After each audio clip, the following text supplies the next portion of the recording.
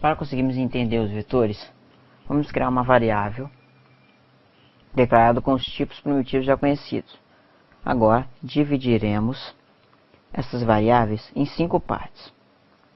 A partir dessas partes, podemos navegar pelas suas posições, guardando ou exibindo as informações existentes. Um vetor, como dissemos, é uma sequência de vários valores do mesmo tipo, armazenados sequencialmente na memória, e fazendo uso de um mesmo nome de variável para expressar esses valores.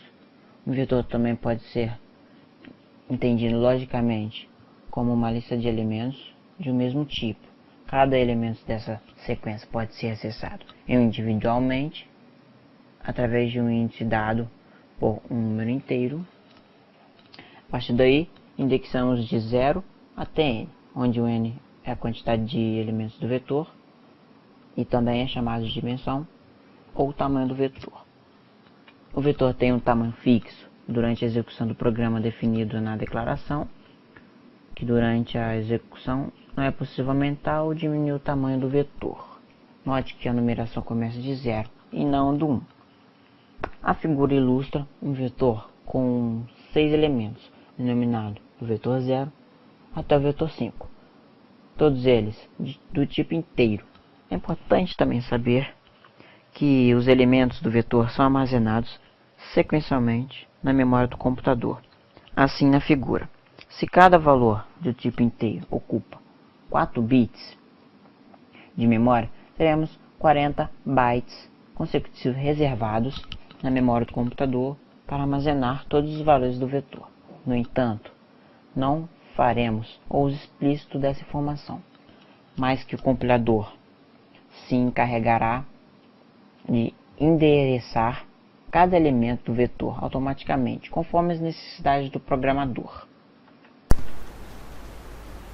A declaração de vetores obedece à mesma sintaxe da declaração de variáveis.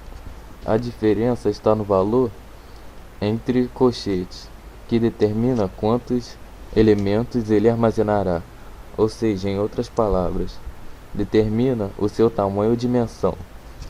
O tamanho precisa ser necessariamente um número inteiro e constante. Ele não pode ser resultado de uma expressão. Ele tem que ser inteiro, somente números inteiros, assim. Não pode ser resultado de expressão, de tamanho, caso 1, 2, 3, 4, vezes algum outro número.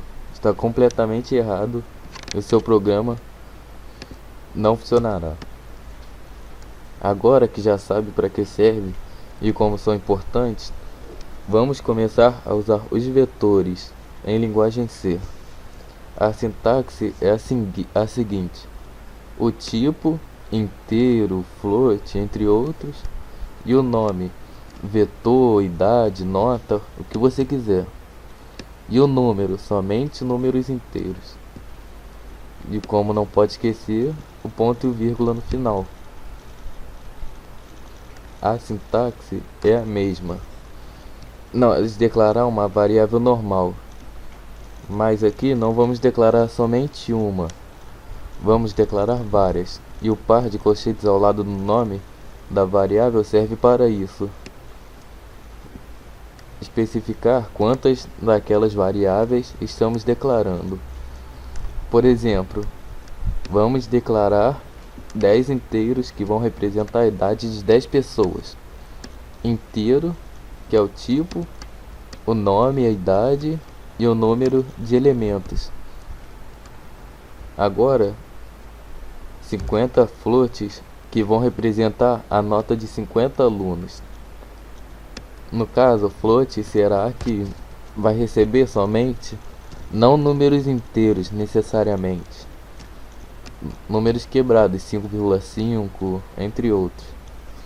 Float, o tipo, o nome e o número de elementos. Basicamente isso, a declaração de vetores. São bem simples. Valeu! E aí, professor, vou fazer um exemplo de como usar vetor em C.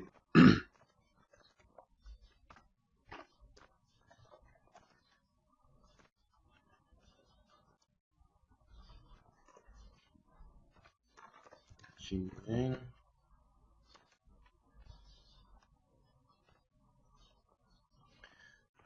Aqui.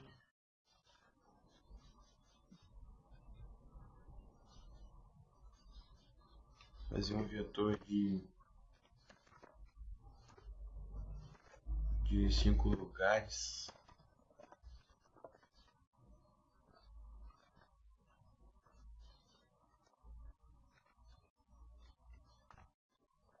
Minhas notas.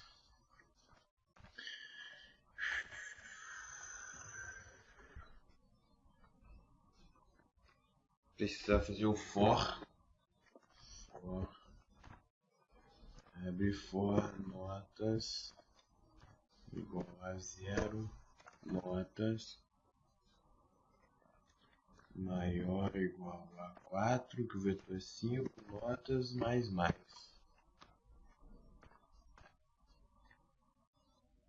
E calma aí, deixa eu tirar isso aqui. Aí. Printf entre com as notas dos alunos. Percente de vírgula notas. Ponto e vírgula. F. Percente de comercial.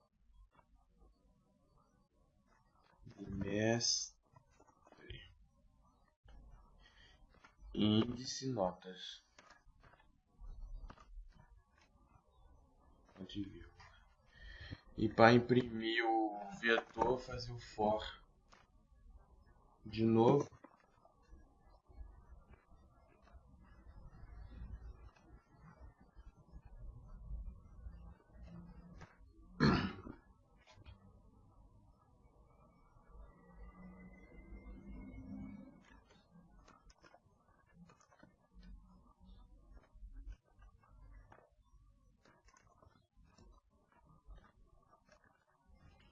Mais. Abre chaves. E printf. Vetor.